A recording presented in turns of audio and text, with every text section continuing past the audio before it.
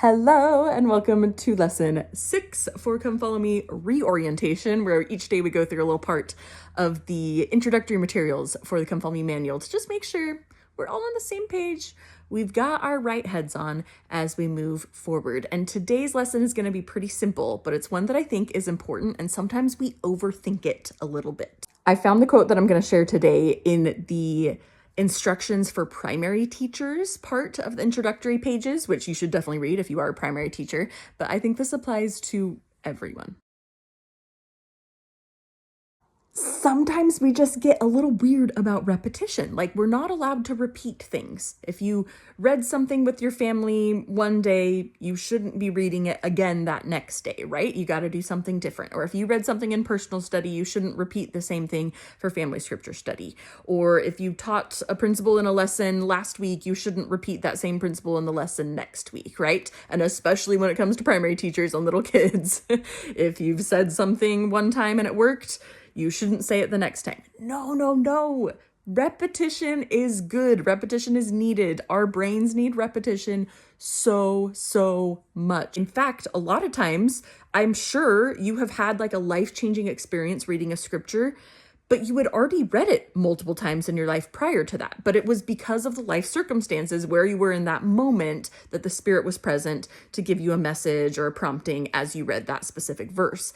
And so if we just read something once and we're like, okay, I'm good, I'm done, we're not repeating that, we lose out on the opportunity to have that experience later on where the Spirit can be like, oh, you weren't ready for that message then, but now you are ready for that message. So now I can give you this prompting. Lean into repetition. Repeat the same scriptures. Repeat the same stories. We love repetition, actually, as human beings. To me, this principle is actually also one of the reasons why I believe that staying on the schedule with Come Follow Me should never be a top priority. If that is something that adds a lot of guilt to your life, if you fall behind schedule, that there's no point to that. That is not something that God will even come close to asking you about, right? But instead, he's going to be like, who have you become? What have you learned from the scriptures? What was your relationship like with them? How did that change who you are, right? It's not about the schedule. And so to me, if you ever fall behind on the reading schedule for Come Follow Me this year, and you're like, oh, do I just find 5 hours to catch up and then I'll be back on track? You know what? I say no. I say just join us where we are. Every single week, join us where we're at, no matter if you've fallen behind or not, because the gospel is filled with repetition.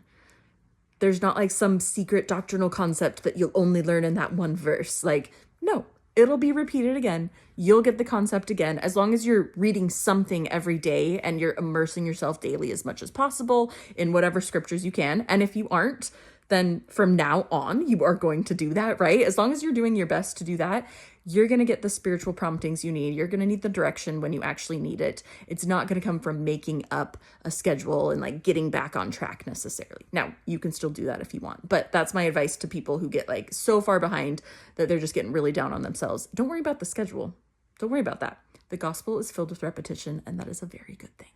Let me know how repetition in the gospel has been a blessing to you, or how you've overcome that fear of like, oh, I don't want to repeat what they've learned at home. I hear that from gospel teachers all the time, by the way, who are like, well, that's a really famous scripture and I don't want to repeat it because I'm sure they all studied it in seminary this week. Repeat it. Repeat the scripture. It's a great scripture. Or like, I'm sure they all did this with their family. Repeat it. First of all, you are not sure they all did it with their families, but repeat it anyways. So let me know how you've kind of overcome that fear of not wanting to repeat things all the time, and just lean in to the gospel being filled with beautiful repetition. We're going to get some examples of that pretty soon here with Angel Moroni coming to Joseph Smith many times with the same exact message. Thanks for being here today. I'll see you tomorrow for lesson 7 of our Come Follow Me reorientation.